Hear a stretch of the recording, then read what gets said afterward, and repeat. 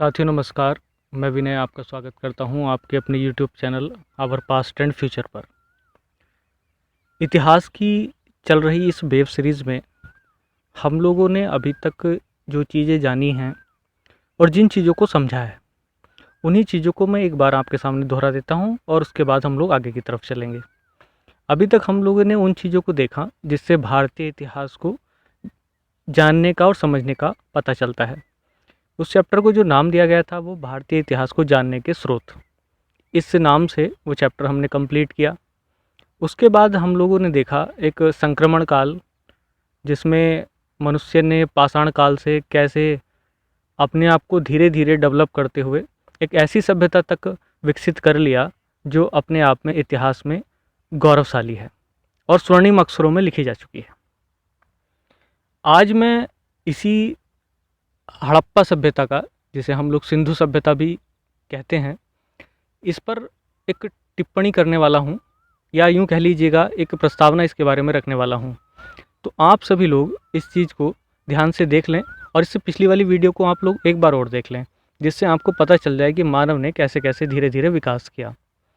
हड़प्पा सभ्यता को जानने के लिए हम अभी हड़प्पा सभ्यता से जुड़ी हुई एक दो वीडियोज़ और उपलब्ध कराएंगे, तो आप उस चीज़ को समझते रहें। आज एक प्रस्तावना रख रहा हूँ मैं, आप इस चीज़ पर गौर करिएगा।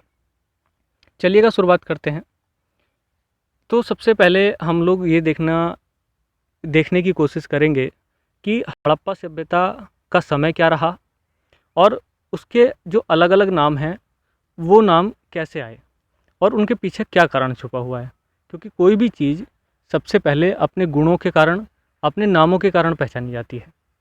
हिंदू संस्कृति के अनुसार एक बड़ी विचित्र कह लीजिएगा और बड़ी स्वाभाविक भी, कि जो नाम दिए जाते थे वो उसके गुणों के कारण ही दिए जाते थे। तो यहाँ पर बड़ी आसानी होगी हमें इस बात को समझने की कि हम लोग इसको समझ लें कि इसके अलग अलग नाम क्यों दिए गए हैं। तो हड़प्पा सभ्यता को एक नाम और दिया गया। पहले हम इसी पे बात पे चर्चा कर लेते हैं कि इसको हड़प्पा सभ्यता ही क्यों कहा गया। तो हड़प्पा सभ्यता इसलिए कहा गया क्योंकि सबसे पहले जिस स्थल की खोज हुई इस काल में, तो वो हड़प्पा ही था। 20वीं शताब्दी तक लोगों को ये नहीं पता था कि इस प्रकार की कोई प्राचीन सभ्यता भी हिंदुस्तान में जन्मी है। सभी लोग इसको यही मानते थे कि सिकंदर के आक्रमण से पहले यहाँ की जो व्यवस्था थी वो उतनी व्यवस्थित नहीं थी, यहाँ कोई विशेष सभ्यता नहीं थी। लेकिन जब 1921 में पहली बार आप पढ़ेंगे दयाराम साहनी ने इसकी खोज की और हड़प्पा सभ्यता के नाम से जो बड़ी सभ्यता निकल करके आई, उसने पूरा इतिहास बदल करके रख दिया। इसका कार्बन डेटिंग के अनुसार, कार्बन डेटिंग पे हम पिछली वीडियो दे चुके हैं, आप उसको देख सकते हैं। कार्बन डेटिंग के अनुसार इसका जो टाइम रखा गया वो 2300 ईसा पूर्व से 1700 ईसा पूर्व रखा गया है। अब इसका जो पहला नाम मिलता है एक अलग, वो है सिंधु सभ्यता। सिंधु सभ्यता इसलिए कहा गया इसको क्योंकि जो हिमालय से निकलने वाली सिंधु नदी है उसके आसपास इसका उद्भव हुआ और इस उद्भव की वजह से ही इसको हमने सिंधु सभ्यता कहा और सभी लोगों ने इसको स्वीकार भी किया। अगला जो नाम इसका मिल जाता है वो मिलता है सिंधु सरस्वती सभ्यता। अब ये कोई ज़्यादा नाम अलग नहीं है, लेकिन हमें ये बात समझ लेनी है कि जो सभ्यता सिंधु और सरस्वती नदी आज राजस्थान और हरियाणा से होकर के गुजरती है, लेकिन वो अंडरग्राउंड है। उसके अवशेष कुछ अभी मिले हैं, लेकिन आपको बाहरी तौर से वो दिखाई नहीं देगी। लेकिन आप इस बात को समझ लें कि उसका जो प्रवाह था वहीं से होते हुए और वो रेत में ही विलुप्त हो जाती थी। अब सिंधु और सरस्वती नदी के बीच में ही ये सभ्यता विशेष तौर से फली फूली, इसी वजह से इसको हम सिंधु सरस्वती सभ्यता के नाम से भी जानते हैं। अगला जो नाम है कांस्य युगीन सभ्यता, आप परिचित हो ही गए होंगे और जिन लोगों ने मेरी पिछली वीडियो देखी है वो इस बात को समझ गए होंगे कि कैसे कैसे इसका नाम कांस्य युगीन सभ्यता पड़ा है। कांसा एक मिश्र धातु होती है, अलॉय अंग्रेजी में कहते हैं, और ये मिश्रण होती है दो धातुओं का। पहले मनुष्य ने पाषाण का, पत्थर का प्रयोग करना शुरू किया। पत्थर के बाद जब तांबा उसको मिला पहली धातु, तो तांबा और पत्थर मिल करके ताम्र पाषाण बन गया। हालांकि ऐसा नहीं हुआ इस सभ्यता का आते हुए कि लोगों ने पत्थरों का इस्तेमाल करना बंद कर दिया। वो पत्थर का इस्तेमाल भी करते रहे, लेकिन साथ में जैसे जैसे धातुएं विकसित होती गई वैसे वैसे चीज़ों का स्वरूप बदलता चला गया।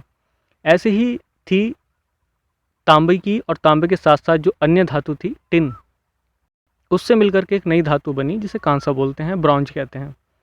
और इसी वजह से इसका नाम कांस्य युगीन सभ्यता भी हो गया।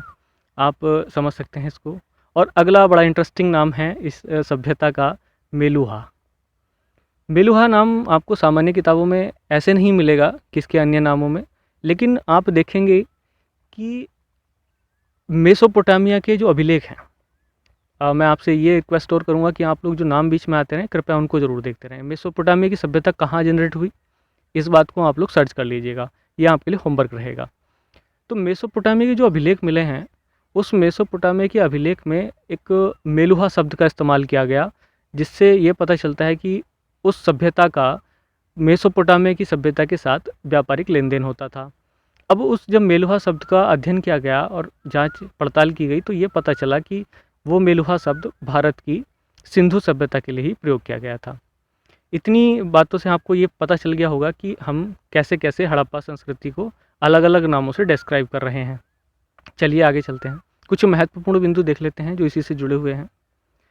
सर्वप्रथम चार्ल्स मेसन, ये नाम आप विशेष याद रखेंगे, और इनकी एक बुक है, इनके ब्रैकेट में लिखी हुई है अंग्रेजी में, narratives of various journeys in Balochistan, Afghanistan and Punjab. ये वही क्षेत्र है जहाँ पर सिंधु सभ्यता का विकास हुआ और काफ़ी अच्छे तरीके से वो फली फूली। इनके द्वारा 1826 में सभ्यता के अवशेष खोजे गए, परंतु समस्या ये हुई कि उस समय तक किसी विशेष लोग ने या विशेष व्यवस्था ने, जो उस समय की रही थी ब्रिटिश व्यवस्था, उसने इस तरफ कोई ध्यान विशेष तौर से नहीं दिया। लेकिन ये ज़रूर पता चल गया था कि इस प्रकार की कुछ प्राचीन चीज़ें, अवशेष मिल रहे हैं जो काफ़ी लाभदायक हो सकते हैं। आपको जानकारी के लिए बता दूं, उसके बाद 19वीं शताब्दी में ही कनिंघम, जो उस समय एएसआई के हेड थे, चीफ थे, उन्होंने इस पर काफ़ी खोज की और अन्य काम भी किए। और उसके बाद जब 1921 में John Marshall ASI, archaeological department of या आर्कियोलॉजिकल सर्वे ऑफ इंडिया के जब वो बने हेड, तो उन्होंने अपने साथ दयाराम साहनी नाम से व्यक्ति को लिया और अन्य व्यक्ति भी साथ थे, और इन्होंने अपने नेतृत्व में ये खोज कराई। और तब पता चला 1921 में हड़प्पा नाम से पहला जो शहर खोजा गया सिंधु सभ्यता का, वो था हड़प्पा, और इसका नाम फिर हड़प्पा सभ्यता दे दिया गया। और उसके जस्ट एक साल बाद 1922 में राखालदास बनर्जी द्वारा मोहनजोदाड़ो, जिस पर मूवी भी बनी थी, आप उस मूवी को देख सकते हैं। हालांकि कुछ ज़्यादा तो नहीं मिलेगा सीखने को, लेकिन कुछ चीज़ें, कुछ थीम उसकी इस तरीके से है कि आप कुछ तो समझ सकते हैं। चलिएगा नेक्स्ट स्लाइड पे चलते हैं। अगला हम लोग ये देखते हैं कि अब हड़प्पा सभ्यता जनरेट तो हुई, तो उसका विस्तार कहाँ कहाँ तक था। तो सबसे पहले मैंने आपके सामने एक मैप प्रस्तुत किया है और उस पर कुछ 4 निशान लगे हुए हैं। अब ये 4 निशान क्या क्या दर्शाते हैं? एक जम्मू कश्मीर में लगा हुआ है, एक उत्तर प्रदेश में लगा हुआ है, एक महाराष्ट्र में लगा हुआ है, और एक लगा हुआ है पाकिस्तान की सरजमी पर। तो हमें ये देखना है कि ये विस्तार कहाँ कहाँ तक जाता है सिंधु सभ्यता का। ऐसा नहीं है कि इसके अलावा और क्षेत्र नहीं है, इसके अलावा भी क्षेत्र हैं, लेकिन विशेष तौर से कोने इसके यही माने जाते हैं। तो पहला कोना जो आप देख सकते हैं, या उसकी उत्तरी सीमा, वो मिलती है मांडा। ये जम्मू कश्मीर का अखनूर ज़िला उस ज़िले का पार्ट है, और चिनाब नदी के किनारे ये स्थित है। चिनाब, मैं बता दूं आपको, सिंधु नदी की ही सहायक नदी है, तो ये उसका उत्तरी सीमा बनाता है। इसके बाद इसके राइट कॉर्नर पे है उत्तर प्रदेश में आलमगीरपुर, यहाँ से आज भी अवशेष मिलते रहते हैं। ये मेरठ ज़िला उत्तर प्रदेश का है, और ये हिंडन नदी के किनारे स्थित है। हिंडन नदी के बारे में थोड़ा सा मैं आपको बता दूं, हिंडन नदी जो यमुना नदी है उसकी सहायक नदी है, और इसी के किनारे ये आलमगीरपुर स्थित है। अगला जो है दायमाबाद ज़िला अहमदनगर में, महाराष्ट्र राज्य में, और ये प्रवरा नदी के किनारे है। ये मैं आपको होमवर्क दूंगा, आप ये पता करके लाइएगा कि प्रवरा नदी किस नदी की सहायक नदी है। आप अगर इस वीडियो को देख रहे हैं तो प्लीज़ आप जो मैं बातें इसमें बता रहा हूँ, ये जो सवाल आपके लिए होमवर्क दे रहा हूँ, प्लीज़ आप उस पर विचार ज़रूर करिएगा। नेक्स्ट चलते हैं, जो पाकिस्तान वाला हिस्सा है, वहाँ आप देखेंगे कि प्लेस है सुतकांगेडोर। नए लोगों के लिए थोड़ी समस्या हो सकती है, लेकिन जो पुराने लोग हैं, जो काफ़ी समय से तैयारी कर रहे हैं, तो उनको शायद थोड़ी समस्या कम हो, लेकिन फिर भी जो नए लोग हैं उन नामों को विशेष तौर से ध्यान रखें। सुतकांगेडोर ये बलूचिस्तान है, पाकिस्तान का क्षेत्र, वहाँ पर है और दास्क नदी के किनारे स्थित है। तो इस तरीके से आप लोग देखते हैं कि हड़प्पा सभ्यता का विस्तार ये ऊपर मांडा, दक्षिण में दैमाबाद, पूर्व में आलमगीरपुर और पश्चिम में सुतकांगेडोर तक फैला हुआ था। वैसे आपकी जानकारी के लिए और भी चीज़ें हम लोग आगे कंटेन किए हुए हैं। आज मैं सिर्फ प्रस्तावना रख रहा हूँ कि कैसे कैसे इसका क्षेत्र था और थोड़ी थोड़ी जानकारी जो इसके बारे में हमें पता चलती है। चलिएगा आगे चलते हैं, कुछ की पॉइंट्स पढ़ लेते हैं। अब सिंधु सभ्यता क्या है, सिंधु सभ्यता किन देशों से, सॉरी मैं यहाँ पे देश बोल गया, राज्यों से मिलकर के बनी है, तो वो यहाँ पर देख लेते हैं। सिंधु सभ्यता के उस समय राज्य कह लीजिएगा या सिंधु सभ्यता के उस समय शहर कह लीजिएगा, जिनसे मिलकर के ये बनी थी। तो आज आपके लिए ये वर्क रहेगा कि आप लोग इन नामों को कंठस्थ कर लें और कोशिश ये करें कि इनको फाइंड आउट करने की कोशिश करें। जैसे जैसे आप इनको फाइंड आउट कर लेते हैं वैसे वैसे आपके लिए आसानी हो सकती है। हालांकि मैं एक एक करके हर शहर पर इसके चर्चा करूँगा जो महत्वपूर्ण होंगे। तो पहला इसमें नाम है हड़प्पा और दूसरा नाम जो इसका बड़ा शहर है मोहनजोदड़ो। मैं एक एक करके नाम लेता जा रहा हूँ, आप साथ में देखते जाइएगा। फिर है लोथल, उसके बाद है चनहूदड़ो, चनहूदड़ो के बाद कालीबंगा या कालीबंगन भी इस लोग इसको बोल देते हैं।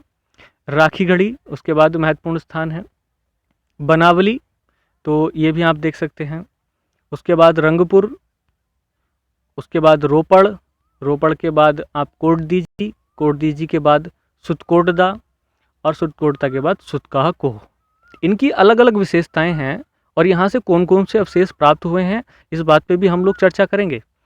अभी आप लोग इनको मैप में भरने की कोशिश करिएगा। मैं कोशिश करूँगा कि कल एक शहर भी मैं इसका ले लूँ और कैसे यहाँ के लोग रहते थे, कैसे जीवन व्यतीत करते थे, उनका सामाजिक जीवन कैसा था, राजनीति से उनका क्या संबंध था, धार्मिकता में वो कैसे जी रहे थे और अन्य चीज़ें, और इतनी बड़ी सभ्यता कैसे विलुप्त हो गई, ये बड़ा महत्वपूर्ण सवाल है। तो इस सब चीज़ों पर हम लोग एक के बाद एक चर्चा करेंगे। तो आप लोग बने रहिएगा और देखते रहिएगा। चलिएगा कुछ की पॉइंट्स देख लेते हैं। 1980 में मोहनजोदड़ो के जो अवशेष मिले उसको यूनेस्को द्वारा वर्ल्ड हेरिटेज साइट घोषित कर दिया। तो ये एक महत्वपूर्ण बात थी कि मोहनजोदड़ो को भी वर्ल्ड हेरिटेज साइट में दर्जा मिला है। चलिएगा नेक्स्ट पॉइंट, इसका विस्तार भारत, पाकिस्तान और अफगानिस्तान तक था। अब इतनी बड़ी सभ्यता, आप यूँ कह लीजिएगा एक इंटरनेशनल राज्य था। अब इसको कौन पॉलिटिकली गवर्न कर रहा था या राजनीतिक रूप से कौन चला रहा था, इस बात पे तो हम अभी देखेंगे। लेकिन ये समझ लीजिएगा कि इतना बड़ा राज्य था कि ये भारत, पाकिस्तान और तत्कालिक या आज का भी देख लीजिएगा अफ़गानिस्तान, वहाँ तक फैला हुआ था। तो ये इसका विस्तार था। राजनीतिक संगठन का अभाव दिखाई देता है क्योंकि पुरानी इतनी बात है। अगर आप लोग देखें पिछले, जब ये कहते हैं हम 2500 से लेकर के 1700 BC तक, तो एक पीछे जाता है लगभग 4500 साल पुरानी बात, आज से लेकर के बता रहा हूँ। तो लगभग इतना 4-4.5 साल पुरानी बात में उतने अवशेष नहीं मिल पाते, और अवशेष मिलते भी हैं तो उनको प्रॉपरली स्टडी नहीं किया जाता। तो ये समस्याएं हैं कुछ जो हमें इतिहास को इतने पुराने या इतने प्राचीन इतिहास को समझने में थोड़ी कठिनाई होती है।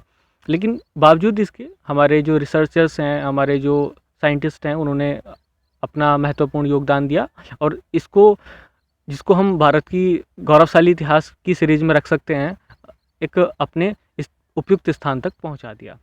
अब राजनीतिक इकाई के रूप में कोई बड़ा राज्य नहीं था, फिर भी आप देख सकते हैं कि इतना बड़ा क्षेत्र फैला हुआ था इसका, तो अपने आप में एक यूनिक बात है।